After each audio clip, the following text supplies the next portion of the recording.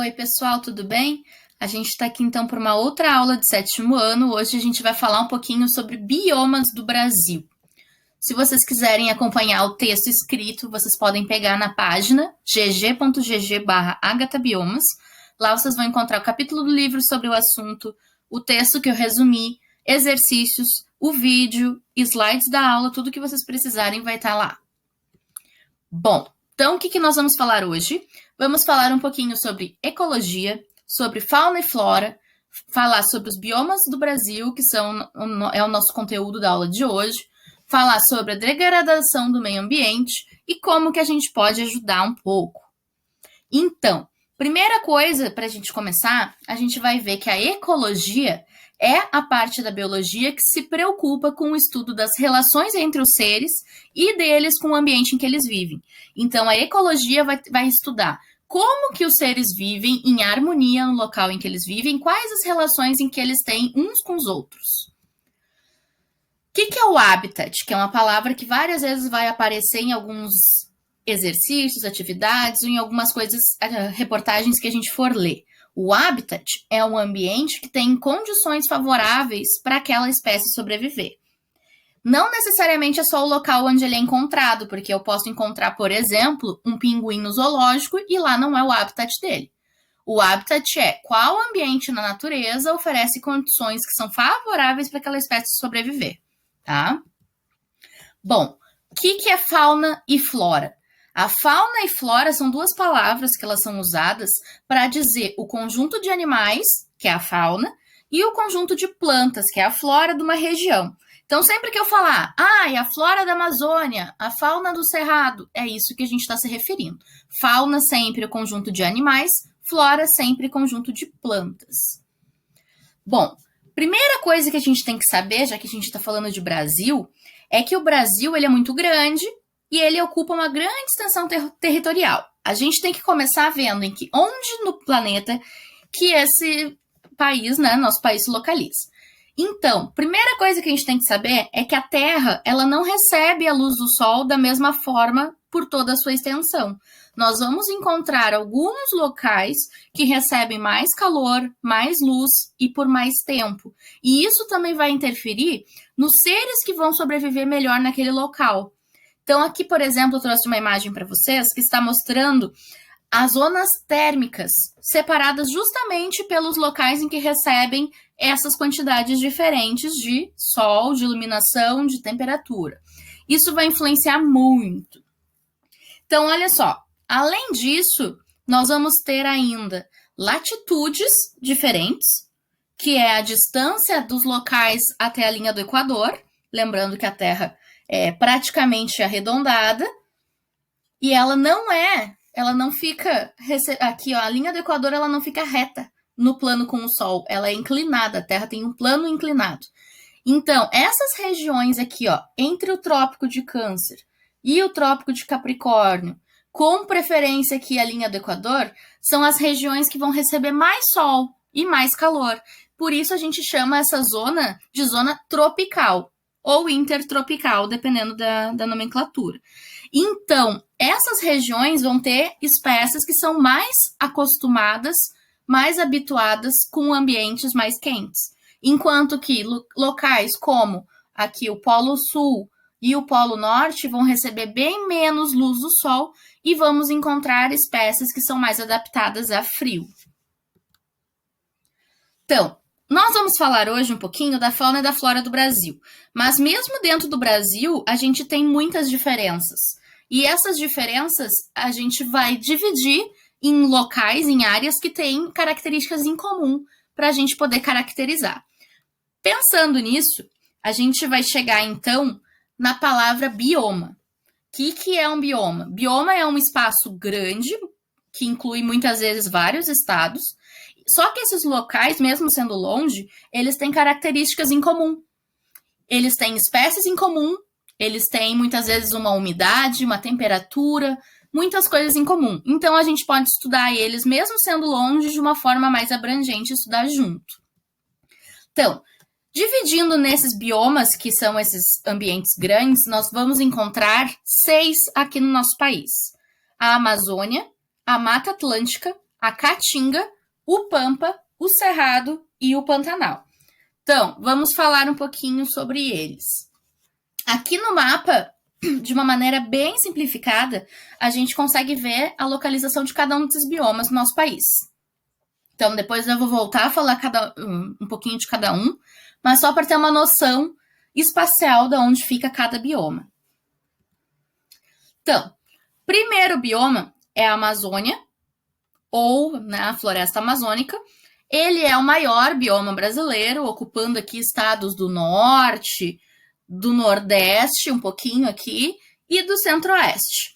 Só que a Amazônia, ela não fica só no Brasil. A gente vai encontrar aqui, ó, pedaços da Amazônia na Bolívia, no Peru, no Equador, na Colômbia, na Venezuela, em vários outros países aqui na volta. Então, a Amazônia, por mais que a gente pense, né, em Amazônia no Brasil, não. A Amazônia está ao longo desses países na volta. E todos eles são responsáveis também por cuidar da floresta. Então, já falei, a Amazônia é o maior bioma do Brasil. Ela tem um clima quente e úmido. A temperatura média na Amazônia é de 28 graus. E é úmido, então chove bastante. E não tem estação seca. Então, está frequentemente chovendo. A chuva é bem distribuída ao longo do ano lá na Amazônia. Mesmo assim, as chuvas mais intensas ficam normalmente entre dezembro e março, tá? Mas chove o ano inteiro. A biodiversidade da Amazônia é muito rica.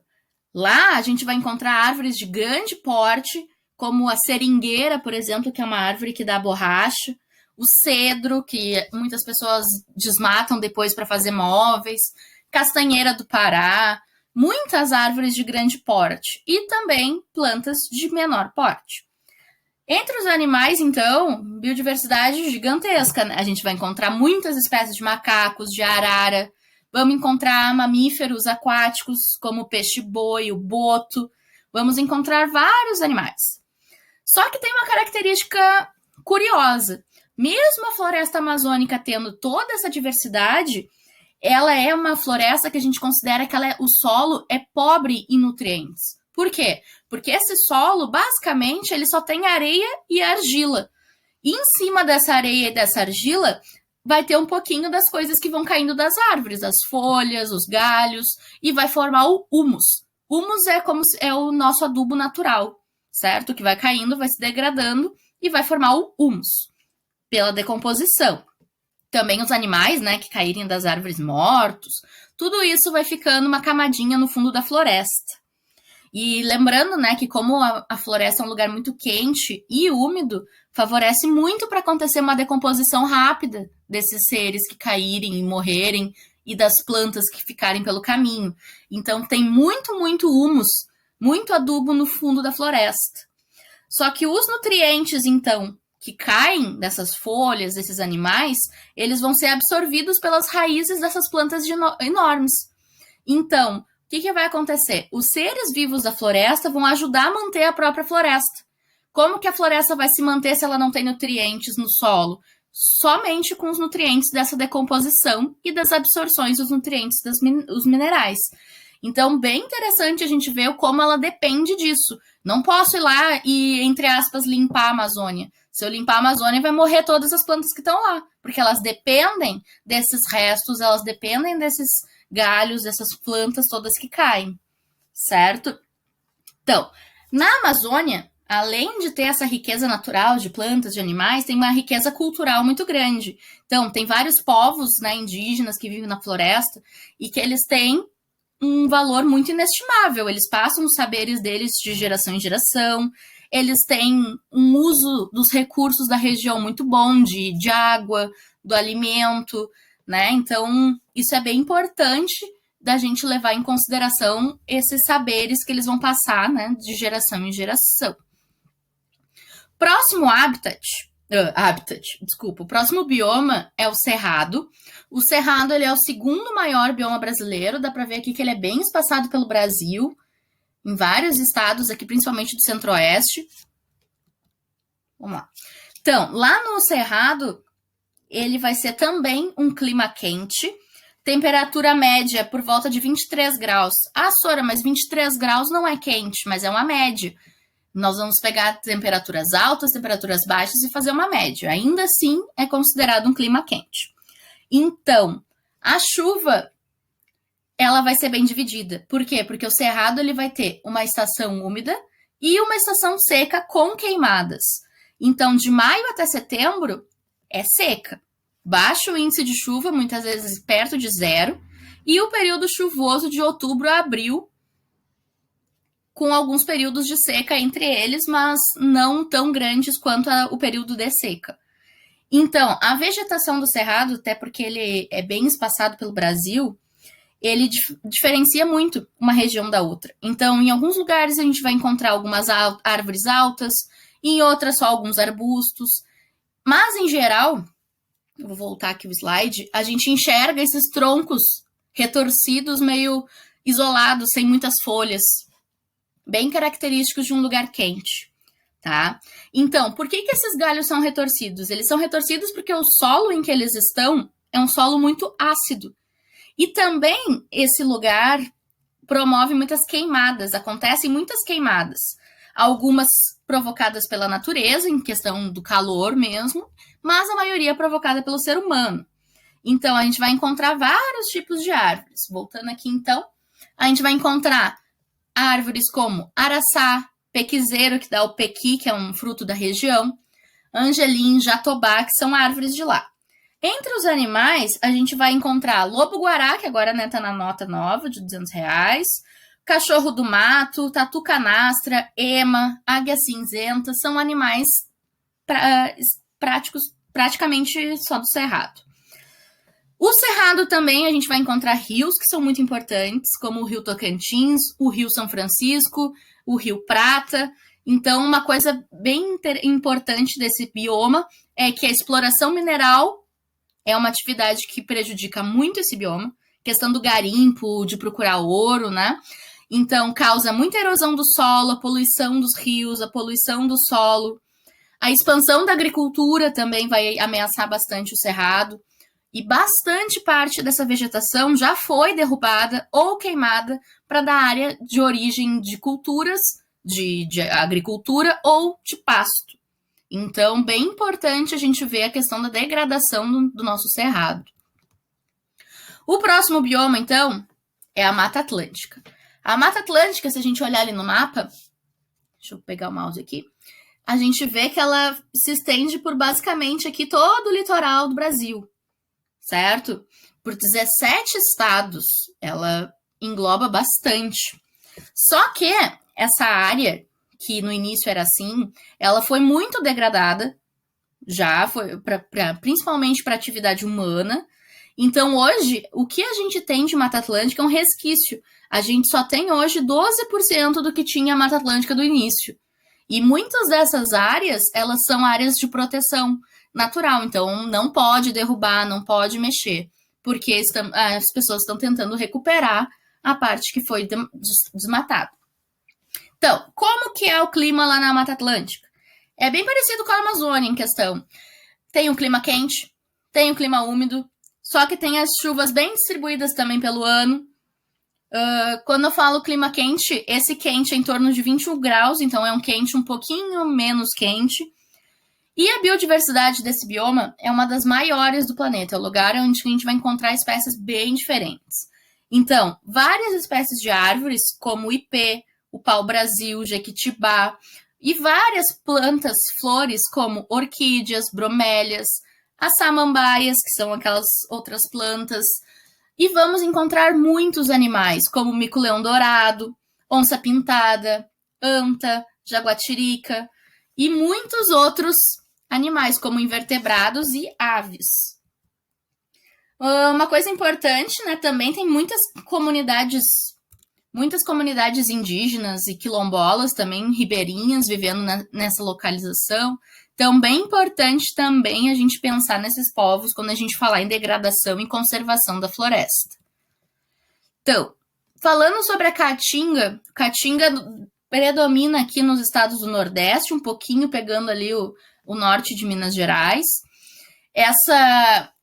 A gente pode dizer de uma maneira bem simplificada que a Caatinga é como se fosse um deserto brasileiro, porque ela é predominantemente caracterizada por ter um clima semiárido, muito quente, muito seco, temperaturas muito elevadas e poucas chuvas. Então, a temperatura média do ano é de 27 graus e a questão de chuva muitas vezes não chega a 500 milímetros no ano. Então, isso é muito seco. Então, de forma geral, o solo da Caatinga ele é rico em minerais e pobre de matéria orgânica. Olha só, bem diferente da Amazônia. Enquanto que na Amazônia a gente não tinha muitos minerais no solo, mas tinha muita matéria orgânica caindo das árvores, aqui na Caatinga acontece o contrário. Eu tenho um solo rico em minerais, mas pobre de matéria orgânica. Até voltando aqui ó, na foto da Caatinga, a gente já vê o porquê. Se a gente não tem muitas folhas, não tem muitos galhos, não vai ter muitos animais circulando na parte aérea da floresta, não vão cair muitos restos no solo. Então, não vai ter muito adubo, certo? Então, é uma característica da Caatinga. A Caatinga, falando da origem da palavra, Caatinga significa mata branca. Por quê? Porque a Caatinga, a gente já vai ver, ela tem um período de seca e ela tem um período de chuva. E quando ela está no período de seca, os galhos eles ficam esbranquiçados porque eles perdem as folhas e vão perdendo toda a casca das árvores e ficando secas. Então, o povo tupi, né, a língua tupi, colocaram o nome de Mata Branca pensando nessa caracterização. O período de seca da Caatinga ele pode durar 9 meses. Mas, quando volta a chover, o período de chuva ele se transforma numa outra paisagem. Então, a gente já vai ver essa diferença. Então, que tipo de espécies vivem na Caatinga? Vai ter árvores como aroeira, juazeiro, muitos cactos, várias espécies de cactos, e também animais e plantas que estão bem acostumados com esse clima seco. Então, a gente vai encontrar vários lagartos, a gente vai encontrar aves de caça, como algumas espécies de águias, gaviões, preá, que é uma espécie de roedor. Então, são algumas espécies que estão acostumadas a se esconder, caçar e poder tentar fugir um pouco desse clima tão quente, certo?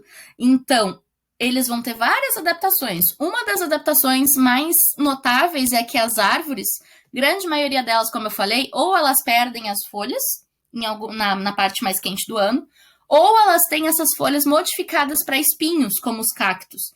Porque o que acontece? Quando ela tem uma folha modificada em espinho, ela vai perder menos água, vai suar menos ao longo do dia, e então ela vai conseguir guardar mais água para ela usar para o seu próprio uso, né? Poder fugir um pouquinho desse calor. Então, esses animais, que nem eu falei da preale, que é um roedor, o que eles fazem muitas vezes? Eles ficam escondidos em tocas e só saem de noite, porque é um momento do dia em que é mais fresco ou menos quente. Certo? Algumas plantas também, o que vai acontecer? Elas vão ter raízes super fundas, tentando achar água no lugar mais longe que ela conseguir. Então, são algumas adaptações que a gente vai ver para conseguir viver melhor num ambiente bem quente.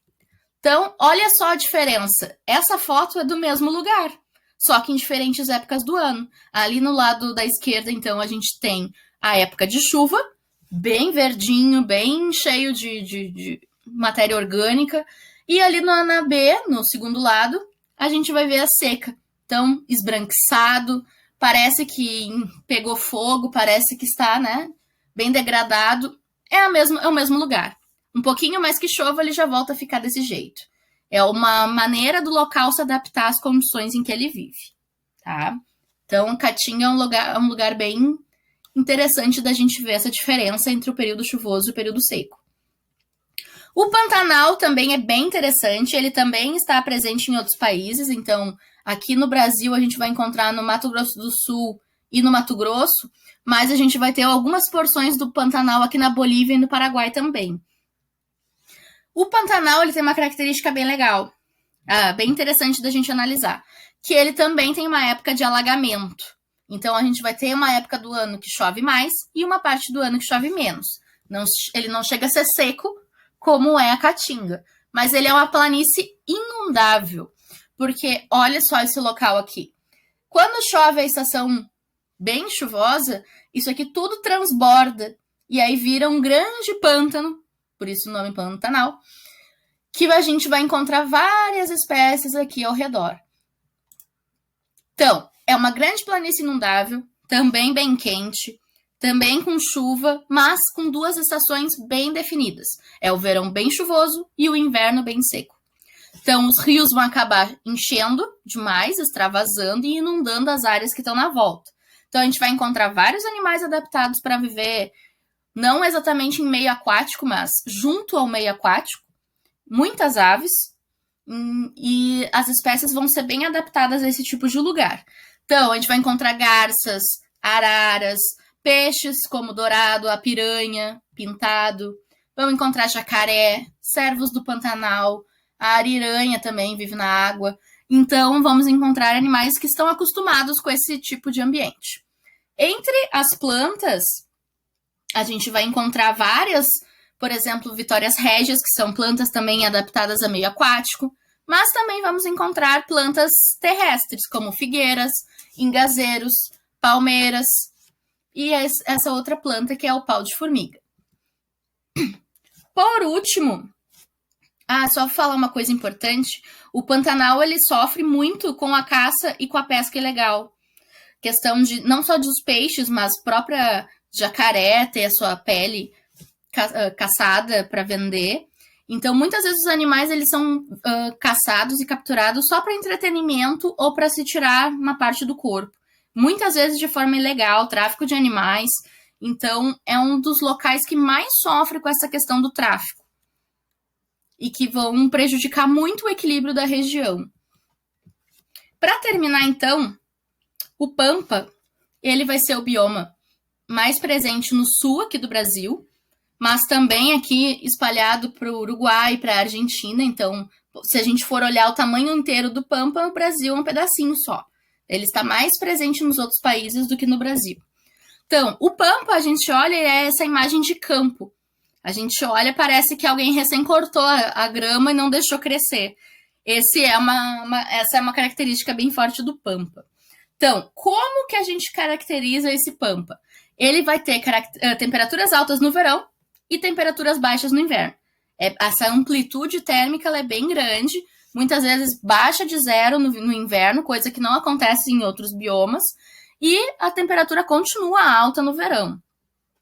Então, quando a gente vai ver, a maior parte da paisagem ela é bem homogênea, bem parecida e plana. Não tem muitos morros, não tem muita saliência. Às vezes a gente vai encontrar uma colina, uma coisinha assim, mas não são tão grandes essas diferenças. Então, a gente vai ter plantas rasteiras, muitas gramas, gramíneas, mas também nas colinas a gente consegue encontrar bustos e árvores. Então, aqui, por exemplo, numa parte a gente consegue encontrar um pouquinho, mas na maioria são só gramas que a gente enxerga ao longo do Pampa. Então, a gente vai ter, geralmente, as plantas de pequeno porte, não é um local onde a gente encontra muitas espécies e variedades de árvores de grande porte. E animais também bem característicos aqui do Pampa. A gente pode encontrar capivaras, ratão do banhado, jacaré do papo amarelo, lontras. Então, vários animais aqui do nosso estado a gente consegue encontrar. Então, falando um pouquinho na questão de preservação, a gente sabe que proteger o nosso planeta é proteger a vida. A gente precisa tanto das plantas quanto dos animais para manter esse ciclo, esse fluxo de energia acontecendo nos biomas. Então, se a gente for olhar aqui uma imagem da distribuição original dos biomas, como que eles estavam distribuídos pelo Brasil, a gente tem essa imagem aqui da esquerda, que foi aquela primeira que eu mostrei. Como estariam divididos os biomas. Agora, a situação atual, tudo que está em vermelho aqui no mapa são áreas que já foram degradadas pelo ser humano. Então, se a gente for ver, a grande maioria do nosso bioma aqui cerrado e da Mata Atlântica, que era essa área mais litorânea, estão bem degradados. Então, é bem importante a gente pensar em como que a gente pode retomar esses biomas. Então, a Amazônia e o Cerrado, eles somam 96% do desmatamento do Brasil. Esse número é muito alto. E a gente tem que conseguir fazer alguma coisa, alguma política pública, alguma questão para conseguir mudar esse número. Então, o Pantanal acrescenta um pouquinho, 1,4, mas se a gente for pensar em um número absoluto, o Brasil perdeu mais de 1 milhão de hectares de vegetação num ano só, o que seria equivalente a 8 vezes a cidade de São Paulo. Esse valor é muito grande. Então, assim, vamos ver quais são as principais ameaças para cada bioma. A Amazônia, basicamente, o grande problema que tem ali é o desmatamento para a pecuária. Então, as pessoas vão lá, desmatam a floresta, muitas vezes vendem essa madeira para as madeireiras e usam a terra desmatada para criar os bovinos, ovinos e fazer a sua fazenda. No Cerrado, a gente vai encontrar exploração tanto mineral, tanto também um pouco de desmatamento para fazer agricultura e pecuária. Então, são duas coisas que já uma degrada o solo e a outra degrada o ambiente num todo, porque tira o espaço para outros seres viverem, tira as plantas desse local, bem perigoso. A Mata Atlântica, que quase não existe, né, tem só 12% do que já tinha antes, ela foi muito degradada durante alguns ciclos econômicos da história do Brasil. Então, pela questão, por exemplo, do pau-brasil, a cana, o ouro, tudo isso foi retirado da nossa Mata Atlântica. E a ocupação humana, porque as áreas litorâneas, elas são extremamente cheias de ser humano, tanto para a questão turística quanto para a questão de formação das cidades. Então, tudo que tinha ali, muitas vezes, já foi desmatado, já foi tirado para a ocupação humana. Então, a Caatinga, muitas vezes também, como é um lugar muito seco, não tem muita água e não tem muito nutriente, matéria orgânica, às vezes as pessoas usam técnicas que prejudicam esse solo e que prejudicam os rios. Então vai lá, desvia um rio para tentar fazer faz uma drenagem, e aí quando vê, a terra que tinha naquela região se degradou. Ou usam algum agrotóxico, alguma outra coisa para tentar ajudar a planta a crescer e acaba prejudicando as outras plantas nativas. Então, como tem várias restrições lá na Caatinga em questão de umidade e de distribuição de água, muitas vezes as pessoas que estão plantando não sabem como fazer e acabam estragando as outras plantas que tem no redor. No Pantanal, já disse, então, o maior problema é a pesca e a caça ilegal e a pecuária não sustentável, né? Vai lá a pessoa e cria os animais de qualquer jeito, sem pensar em quanto alimento eles vão precisar, de quantos animais eu posso ter num certo recinto, e vai criando de qualquer jeito. E o Pampa também, questão da pecuária extensiva e das monoculturas. Eu vou lá e degrado tudo e vou lá e encho de plantação de pinos, que a gente anda aqui e consegue ver em vários lugares. Poxa, mas o pinus, ele é uma planta que ele degrada tudo que tem no redor, ele não deixa as outras plantas crescerem. Então é bem importante a gente ter um manejo, pensar como que eu vou distribuir essas coisas antes de colocar. Como que a gente pode fazer para tentar fazer a nossa parte? São algumas dicas básicas. Questão da gente cuidar o uso da água, cuidar a poluição da água, cuidar a poluição do ar também, cuidar a energia para a gente não gastar energia à toa, cuidar das plantas e dos animais que a gente encontra e que a gente vê ao redor. E, principalmente, eu acho, uma das coisas mais importantes, a gente ajudar na questão da reciclagem. Separar o lixo, deixar tudo direitinho para que outras pessoas possam reutilizar. Essa questão do lixo, que nem sempre o que é lixo para mim pode ser lixo para o outro. Então, quanto mais coisas a gente conseguir reutilizar, menos coisas a gente vai ter que produzir para outras pessoas usarem. Então, bem importante a gente pensar nisso. Cada coisinha que a gente faz a nossa parte ajuda um pouquinho o ambiente. Então, essa aula, então, fica por aqui. Agradeço vocês por terem assistido. Se quiserem, me sigam nas redes. E se inscreve aqui no canal para receber as notificações das próximas aulas, certo? Beijos, fiquem bem, usem máscara.